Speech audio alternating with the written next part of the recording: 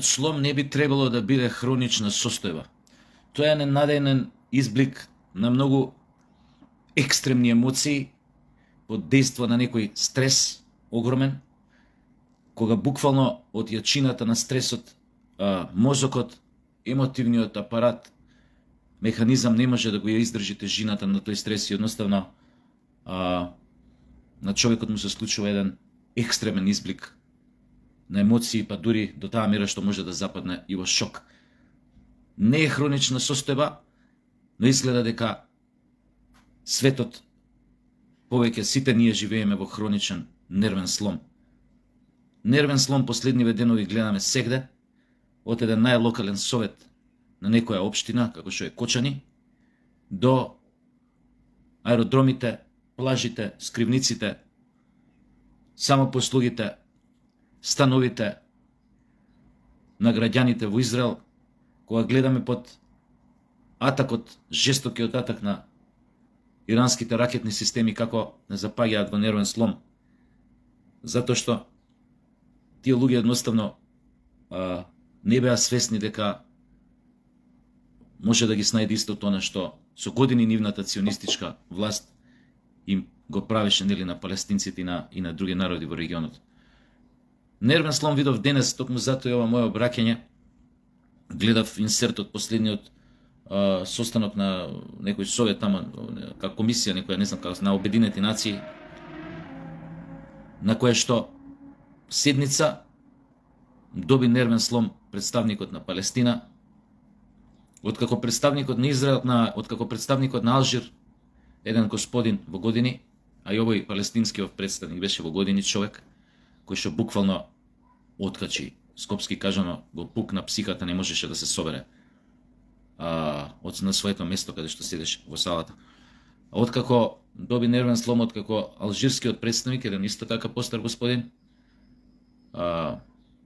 го подсети целиот свет на оно што се случува во Газа, на оној страутен геноцид, на оној глад кој што владее, на она неможност да стигне било каква хуманитарна помош до најзагрозените и до најмалите, би рекол, до децата таму. Од храна до лекови, до медицинска помош. Ако имате прилика, видете го тоа видео, алжирскиот представник го кажа и последниот случај на лекарка во Газа, која што, добра лекарка, која што имала спасено до сега стотици животи од бомбардирањата на Газа, педијатар иначе, која што од своите 10 деца во последното бомбардирање загубила 9. 10-тото дете е на многу тешко повредено, се надеваа дека ќе преживее барем тоа, додека незиниот маж е во кома и за него не се знае дали ќе преживее. Ова излагање на представникот на Алжир беше подкрепено со фотографии, под чие што влијание веројатно дојде и дури онаа славна фотографија, што веќе славна, глупо е да се каже, но го ќе заобиколи светот, на една од незините загинати деца, незината киркичка, кога во пламењата на школото која гори како последица на ракетен напад, самата гори и бара излез од школото, нормално шета во агонија, наскоро ќе падне и ќе заврши како што ќе заврши во пепелта на тоа училиште. Алжирскиот представник, многу елоквентен човек, едуциран, очигледно, па и нормално, затоа инаку не би бил во Обединетите нации. Најочено апелираше до Обединетите нации, до цел свет, да се стави крај на она што се случува во Газа, вклучувајќи го и последното убиство на 60 палестинци додека чекаа во ред за леп. Затоа што постои невиден глад во Газа. Повика на промптна акција да се спречи овој геноцид, затоа што вика до сега нашата незаинтересираност, нашата пасивност е причина за загинување на 18.000 деца во Газа и преку 55.000 луѓе вкупно. Од почетокот на агресијата на Израел на 7 октомври колку беше пред 2 години.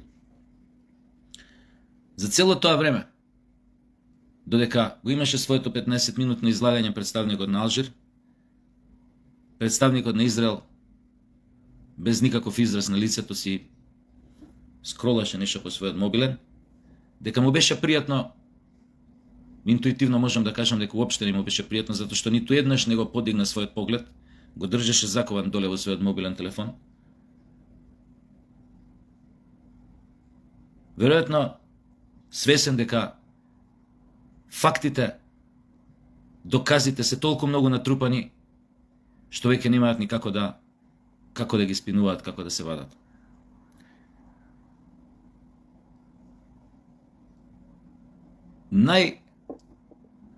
Заебаното све ова не го кажам затоа што некој сум го чул, некој го зборел или некој ова или некој она, па сега ја го пренесувам како папагал.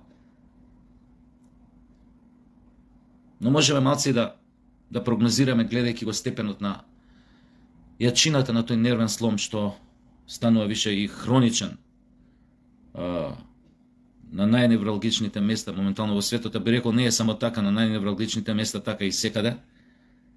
Затоа што едноставно овој свет, оваа цивилизација во овој временски период дојде до некој пароксизам, дојде до некој зенит на декаденција. И тоа дуење на таа декаденција, тој балон, едноставно космосот тука сам ќе мора да си пронете рамнотежа така да тој балон наскоро ќе пукне. И во врска со тоа велам, не дека негде сум чул, но јас сум веќе многу убеден дека најверојатно, ова се мои лични предпоставки, дека најверојатно тука некаде ќе биде и почетокот на Третата светска војна, не онаа теоретичарите на заговорот што кога ќе седите ќе ви кажат ние сме веќе во Трета светска војна и такви паламудења, не сме. Третата светска војна ќе видите доправо како ќе изгледа. Моја предпоставка, извинете, моја предпоставка е дека најверојатно Иран ќе стане мета на нуклеарен удар. Она што се случува повлекувањето на сите можни представници од странските земји од територијата на Иран, она што е трпање на америчката морнарица на носачи на авиони, на носачи на гориво на 300 чуда во близина на иранските води, не зборува ништо добро. Степенот на уништување кој што го доживеа Израел неочекувано. Ја видовте на некој од вас позната караница што излезе во медиумите помеѓу шефот на Мосад и министерот за одбрана, кога едниот на другиот му вика: човече, вика, вие погрешно проценивте, вика, овие не маваат со огромна јачина. Ништо не е според проценките, овој другиот му вика: точно е, вика, не успеавме да процениме добро нивните потенцијали, нивната огнена моќ. Го имаше тоа видео, мислам, тоа не е ни вештачка интелигенција, ни некоја монтажа, ни, значи, влегува во еден жесток конфликт. Така што, арогантноста на Нетањаху, неговата досегашна пракса на делување, неговите ставови екстремни, неговата поврзаност со екстремната десница во Израел, со ционистите, товарот кој што му лежи на плеките, обвиненијата за проневера на пари итн. Самата атмосфера во неговата влада ми дава за право да прогнозирам дека во склоп на она уништување кое што Израел не го очекуваше.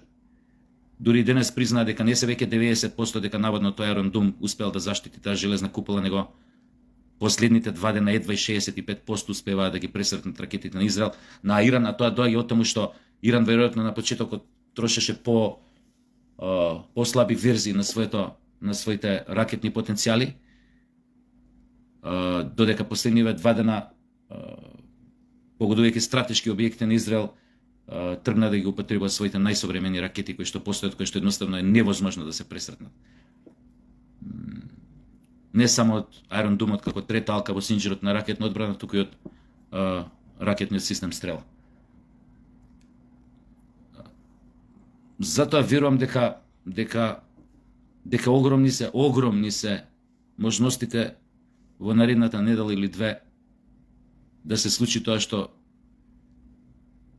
светот мислеше дека ќе се случи пред 60 години и кога заврши студената војна, кога светот се осети олеснето, дека ете барем вкуртуливме од атомска војна. Овој пат таа можност е баш онака на повидок. Буквално е на чекор пред нас.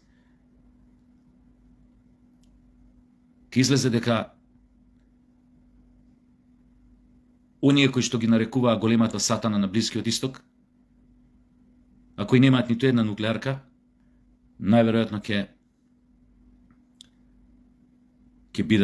бидат цел на нуклеарен напад. Би сакал да грешам, но гледајќи како се одвиваат преговорите, тоест не се одвиваат никако, се наоѓаат во пат позиција.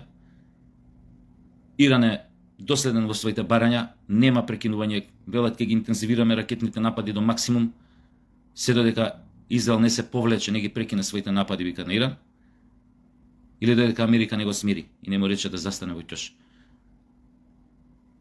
Таквата една реторика што доаѓа од Иран зборува нешто сосема друго од тоа што поддржувачите, навивачите на Израел го тврдат дека наводно Иран му се уништени многу лансерни рампи во изминативе 10 дена од страна на израелската авиација и дека наводно му се намалил ракетниот потенцијал. Видовме дека тоа не е така. Денеска јеба матер на берзата, на таа зградата кај што со директен поводок. Вчера беше мета повторно рафинерија, седиштето на Мосад го разрушија во сравнение со земја, така да видете вие колку тие приказни се објективни или не се објективни.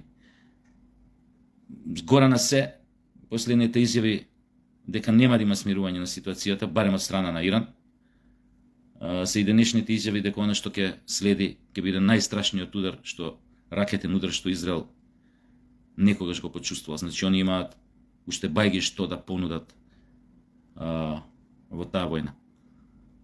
Да испорачаат од својата ракетна моќ.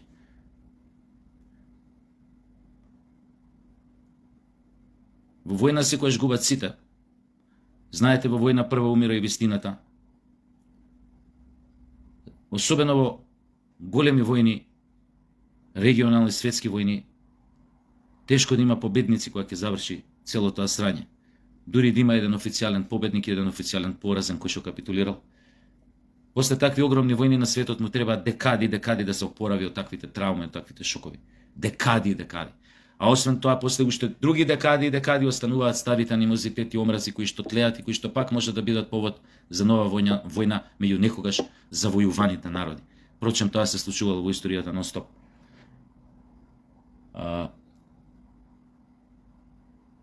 Но, како што реков, како што израелците ќе мораат да го помирисаат оно што го готвеа со години наназад, така и сите ние, особено ние од западната хемисфера,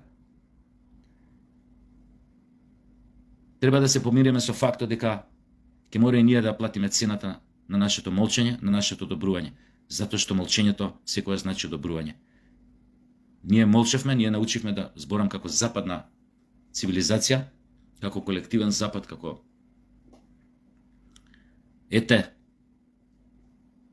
цивилизација чии темелни вредности се тие јудео-христијански вредности, така натаму. Ние одбравме да молчиме на неправдата, ние одбравме да мериме со двојни аршини, ние одбравме да бираме страна, ние одбравме да го гледаме светот како црно и бело, како или црно или бело, а не како повеќе нијанси на сиво. И за тоа цената мора да се плати. И веројатно дојде време кога таа цена сите ќе ја платиме. Ако по утрото денот се познава, ако во наредните 2-3 недели, можеби најдоцна месец дена, дојде до тој нуклеарен напад на Иран, сметајте дека е готово со светот како што до сега го познававте. Готово. Значи, тука нема да има приказни од типот мене овдека ние далеку не достигна ништо, ние вамо што имаме врска со она тамо. Значи, не. Сметајте дека тоа ќе биде едно тотално уништување.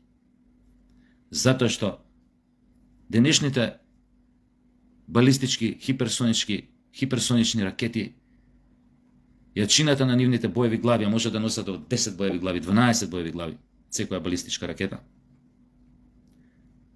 се со таква моќ да само една од нив може, што знам, да потопи полуостров како Велика Британија, да кажем. Од толкав тип. Така што да не ве гушам со овие doomsday, овие последици што би можеле да произлезат. Поентата ми ја разбравте. Јас не навивам за никого, само имав две мистерии, две прашања. Што е тоа потребно и како доаѓа до тоа да еден народ за само 80 на години, тоа си помалку од 80, затоа што ова трае во окупираните области во Газа и пред да почне Сурен трае многу подолго. Затоа би рекол, како е можно еден народ кој беше жртва на еден погром, на еден невиден геноцид дотогаш во историјата на човештвото, мислам на Втората светска војна и машината за убивање на Хитлер и неговите соработници, како е можно да еден таков народ кој што го преживеа сето тоа веднаш по Втората светска војна да се клонира во својот, така кажано, доскорошен джелат. Тоа ми е фасцинантно, можам да дадам одговор и на тоа. Веројатно тоа доаѓа од тамо кога светот премногу долго, гледајќи го како жртва, сам се посипува со пепел и кога треба и кога не треба, затоа што дозволил тој народ да стане таква жртва. И веројатно во тоа посипување со пепел врз своја глава и со постојано извинување и климање со главата на сите нивни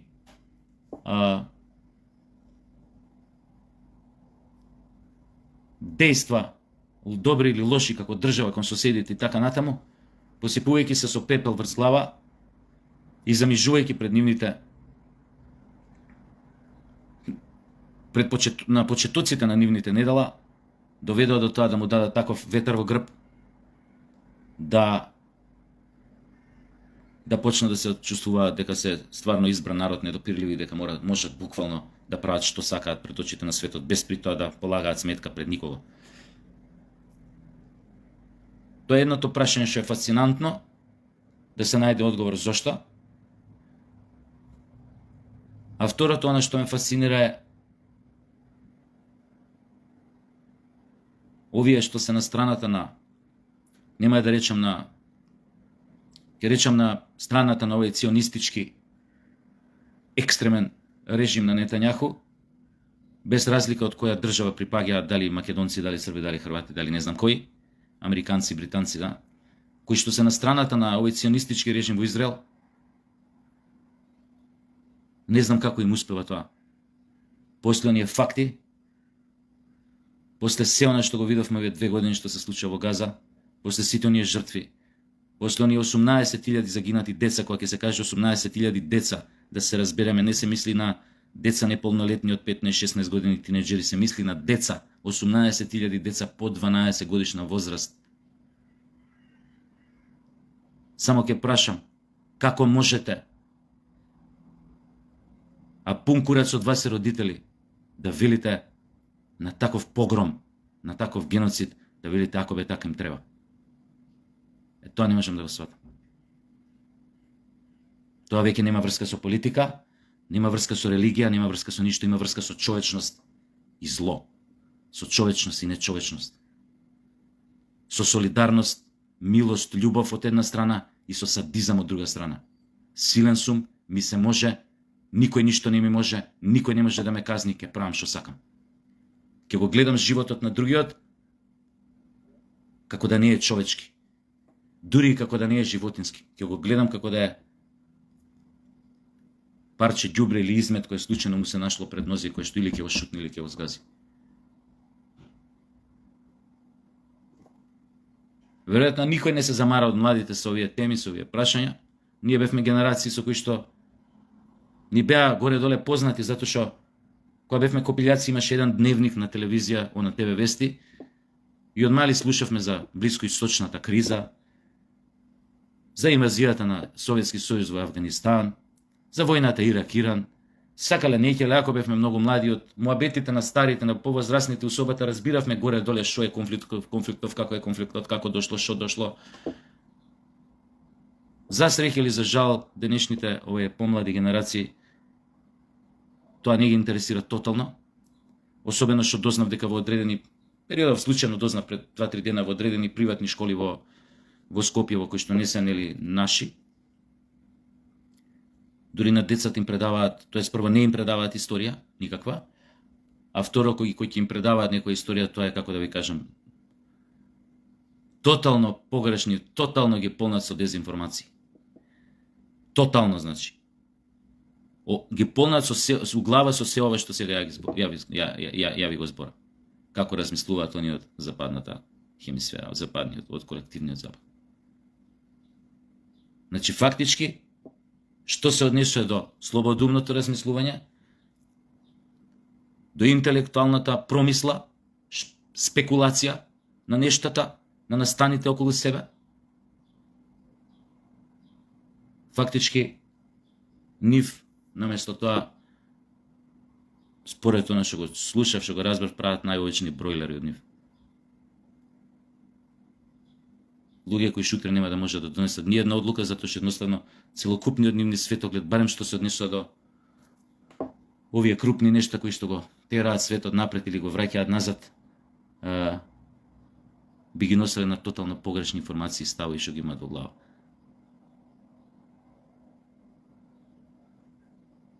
Значи, на некој начин ќе бидат целосно промашување. Неспособни да мислат со своја глава упрево. Тоа ви посакувам убав ден. Да се надеваме дека нема да дојде до најстрашното, дека една фраза глупа ќе кажам, дека се уште има разумни луѓе меѓу водечките политичари во најголемите сили во светот, но кој ќе ми текне кој све е на чело на тие најголеми држави. Тоа изгледа само една обична фраза, дека се уште има разумни луѓе, веројатно така се олеснуваме совеста и се ја туркаме вистината што гледаме пред очи, фактички ја замаглуваме или ја туркаме по тепик со некои такви безвезе фрази, дека да веруваме дека се уште има разумни. Погледнете кои се лидерите во светот, освен еден-двајца, што личат на лидери, останатите се најовечни